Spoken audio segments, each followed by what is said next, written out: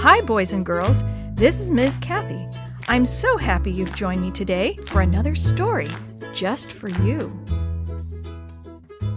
Heaping Coals on Kelsey Payne by Christina Dotson.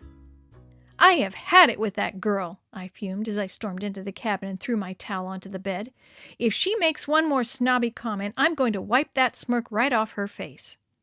My best friend Mindy leaned down from the top bunk. Let me guess, she said. Kelsey Payne strikes again. No kidding, I exclaimed. You know, that girl's last name really fits her. She's the biggest Payne I've ever met. I was so furious I thought I might explode. In the 4 years since I had been coming here to summer camp, I had never had to share a cabin with anyone like Kelsey Payne. Kelsey made friends by turning other people into enemies, and I was one of her enemies. So what did she do now? Mindy asked. You'll never believe it, I said. She offered to let me use her hairbrush. Oh, no, Mindy yelped. Did you call the police? I glared. I was not in the mood for Mindy's jokes. Very funny, I said. But you know what Kelsey's like. There were a whole bunch of other girls in the bathroom, and Kelsey handed me her hairbrush because she said I looked like I really needed one. She even offered to teach me how to use it. My hands clenched just thinking about it. Kelsey loved to make fun of my flyaway curly brown hair, which I was already sensitive about. I tried not to let her bother me, but there was something about that girl that just made me want to scream. I was hoping Mindy could help me think of a way to get back at Kelsey, but before we could come up with anything, we heard the whistle blow for breakfast. Revenge would have to wait. I was still seething as I carried my tray through the breakfast line. In fact, I was so busy thinking about Kelsey that I wasn't paying attention to what I was doing. As I lifted a glass of orange juice from the counter, it slipped through my fingers and clattered loudly to the floor. Juice splashed all over, and for a brief moment the entire lodge was silent as everyone turned to stare. Nice one, said a voice from behind. Real smooth. I turned to face Kelsey Payne. I don't blame you for being clumsy, she said. It must be hard to see with that frizzy mop hanging in your face. Maybe if you fixed your hair every once in a while. At least I'm not obsessed with my hair like you, I snapped. You use so much hairspray it fogs up the entire bathroom. I'm surprised the Environmental Protection Agency hasn't come to arrest you yet. You're probably the leading cause of the hole in the ozone layer. I was feeling pretty proud of my snappy comeback when I felt a hand on my shoulder. It was Sarah, our camp counselor. Come on, girl, she said. You're holding up the line. The custodian will mop up the juice. Kelsey cast me one last smirk before flouncing off to our table. I was about to follow when Sarah pulled me aside. Chris, I want to talk to you for a second, she said. I didn't do anything, I exclaimed. Kelsey's the one who... You're not in trouble, said Sarah. I just want to talk. Reluctantly, I followed her outside. I've noticed you and Kelsey really going at it, Sarah began. You two have quite a feud going on. She started it, I protested. I can't just sit and do nothing. She'll walk all over me. I didn't say you should do nothing, Sarah replied, but maybe you need to rethink how you're handling this. What do you mean? What I mean is that Kelsey doesn't come from a Christian home. You do. Why don't you show her how Christians deal with their enemies? I sighed. I'm guessing that doesn't involve dyeing her hair purple while she sleeps. Sarah smiled. I was thinking more along the lines of dumping coals of fire on her head. You know that Bible verse, right? Romans 12:20. I sighed. I knew the verse all right. I recited it half-heartedly. If your enemy is hungry, feed him. If he is thirsty, give him something to drink. In doing this, you will heap burning coals on his head. Exactly, said Sarah. The Bible tells us that if we're kind to our enemies, they just might become our friends. She patted my shoulder as she headed back inside. Think about it. So I did. I thought about it all morning long. Maybe I should make the first move toward being nice to Kelsey. But how, I wondered. That afternoon, when it was our cabin's turn to visit the pool, I saw my chance to drop a coal of kindness on Kelsey Payne's head. The most popular pool activity was to paddle around on the small foam kickboards provided by the pool staff.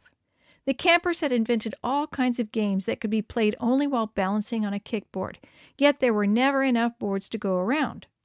I had gotten to the pool early and already had a board, but I noticed that Kelsey did not. She sat at the edge of the water, dangling her feet in and watching her friends organize a kickboard race. Gathering my nerve and swallowing my pride, I swam up beside her. "Do you want my kickboard?" I asked, holding it out. "I'm not going to use it anymore." Kelsey recoiled as if I were handing her a live barracuda. "What would I want that for?" she sneered. I shrugged and set the board down beside her. "It's yours if you change your mind," I said. I thought that would be the end of it. I forgot that Kelsey always liked to have the last word. As I paddled away, she shouted loudly after me, "It's not going to work, you know. Did you really think giving me your dumb kickboard was going to make me be your friend? You're more pathetic than I thought." I felt my face grow warm with embarrassment as several nearby campers turned to watch us curiously.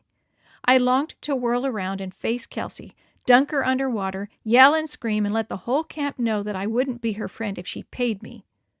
What was I thinking, anyway? I couldn't be nice to this girl. She was impossible. The best I could manage at the moment was to ignore her and swim away. I headed for the deep end of the pool and began swimming laps to calm myself down. As I paused to catch my breath, I caught sight of Kelsey at the other end of the pool. I watched as she glanced around, made sure no one was looking, then casually picked up the kickboard, jumped into the water, and paddled over to her friends. That should have made me feel better, but it didn't. Nothing had changed between Kelsey and me, and I doubted that even 1,000 good deeds could make a difference. Maybe I just wasn't cut out for this whole loving your enemy thing. A few days later, as the camp bus pulled up alongside the river, my spirits rose for the first time in days. Of all the camp activities, canoeing was my favorite. I was determined to have a good time and to forget all about Kelsey Payne. "Come on, Mindy," I said, grabbing my friend by the arm. "Let's go pick out our canoe." I waited impatiently near the water's edge while the instructors reminded us of the rules. As I glanced around at the rest of the group, I spotted Kelsey standing by herself, holding a life jacket at arm's length as if it had fleas. Everyone else was grouped near whomever they planned to canoe with, but Kelsey stood alone. I looked around for Kelsey's friends, the small group of girls she was always giggling with in the bathroom, the ones she liked to show off for by poking fun at me. Finally, I spotted them. They had already claimed a canoe for themselves, and there was obviously no room for Kelsey. Mindy, seeming to read my mind, leaned over and whispered, "I heard them say they're sick of Kelsey. They say she's too stuck up. Serves her right, huh?" "Yeah, I guess," I replied. I tried not to think about Kelsey. I didn't want to feel sorry for her. I had given up on trying to be her friend. Even so, the words of Romans 12:20 kept running through my head. "If your enemy is hungry, feed him. If he is thirsty, give him something to drink. In doing this, you will heap burning coals on his head." "You're going to invite her to share our canoe, aren't you?" said Mindy. "Do you mind?" I asked. Mindy shrugged. "If you can handle it, I can." I wasn't expecting Kelsey to say yes. In fact, I was really hoping she wouldn't. That way I could feel good about being nice without having to actually put up with her. I was very surprised when she accepted my invitation. "Fine, I'll ride with you," Kelsey said, as if she were doing me a favor. "But I'm not sitting in the middle. There's no seat in the middle, and my pants will get wet." "Okay," I said through clenched teeth. "And I'm not sitting behind you either," she added as she flounced off toward the riverbank. "That bunch of weeds you call hair is liable to fly back and take my eye out." I swallowed an angry response as I let Kelsey take the front of the canoe. I helped Mindy push the boat into the water, and we headed off down the river. All around us, the other campers were yelling and splashing excitedly, but our canoe was silent. I was having trouble paddling from my spot in the middle of the canoe, yet I had to try because Kelsey refused even to place her paddle in the water. I was sorely tempted to rock the canoe until we capsized.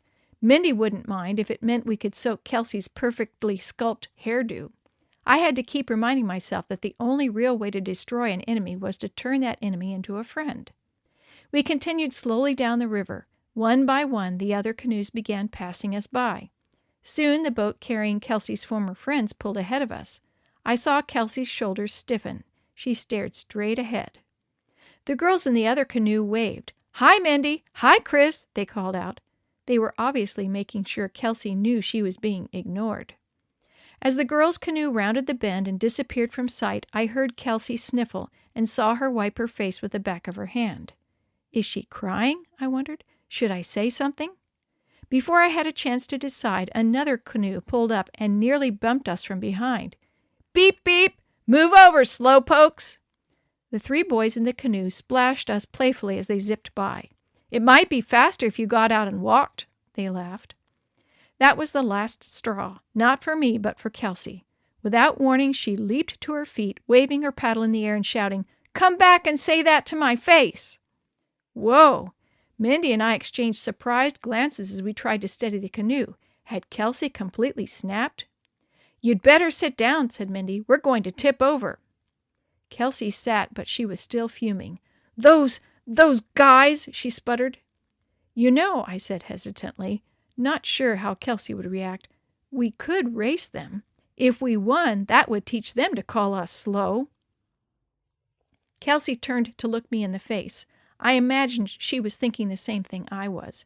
Racing would mean we'd have to work together. Could we do it? Did we want to do it? It was Kelsey who made the final decision. "Okay," she said, "let's race." Immediately, the 3 of us began paddling with all our hearts. "We're coming!" Mindy called out to the boys ahead. "Go, go, go!" I whooped. "Paddle, paddle!" Kelsey yelled. United by a common goal, we started working together. Kelsey watched for debris in the water and warned us before we hit anything. Mindy provided the steering, and I taught Kelsey how to determine which side of the canoe to paddle on. We were turning into a regular team when trouble struck. None of us saw the underwater log until we crashed into it. The next thing we knew, the current had carried our boat sideways, pressing us against the log. We were stuck. I watched miserably as the boys' canoe pulled even farther ahead. I couldn't let this happen. We were getting along so well. I wasn't going to give up now. Without thinking, I leaped over the side of the canoe. The sudden rush of cold water up to my shoulders took my breath away. The current was much stronger than I'd expected. I tried pushing the canoe free, but it was no use. I couldn't do it. Suddenly, I heard a loud splash, and Kelsey Payne was by my side. I could hardly believe my eyes. My mouth dropped open, and I choked on river water. "Come on," Kelsey urged. "You push, and I'll pull." "And I'll stay here where it's warm and dry," Mindy added. Working together, Kelsey and I managed to free the canoe. We pushed for a while to get it going before slipping and sliding in our struggle to climb back in. "You guys look like swamp rats," Mindy laughed as we lay gasping in the boat. "I'm going to tell everyone I tied bricks to your shoes and dragged you along the bottom." Kelsey and I looked at each other. Sure enough, we were covered from head to toe with muddy water. There was even mud on our faces, and our hair was soaked. We began laughing so hard we could barely hold our paddles. "So much for not getting my clothes wet, huh?" Kelsey gasped. "Hey, look!" I exclaimed. "My hair isn't frizzy anymore." The smile vanished from Kelsey's face. There was a moment of uncomfortable silence as we both remembered that we were supposed to be enemies. "Yeah," said Kelsey. "About that." "Hey, look!" Mindy exclaimed, pointing downstream. "The boys ran their canoe into a rock. We can still beat them." "Let's go!" I yelled. Kelsey cast me a grateful look before dipping her paddle into the water. I replied with a smile. Somehow, we both knew that the other was sorry and that things would be different from now on. And anyway, words aren't always necessary between friends.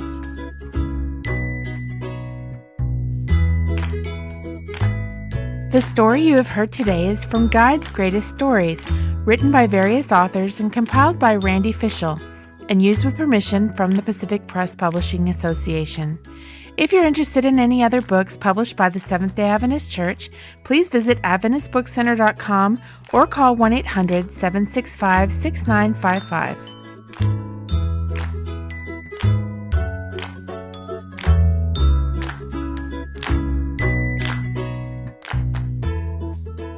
This podcast is a production of the Carolina Conference of the Seventh-day Adventist Church.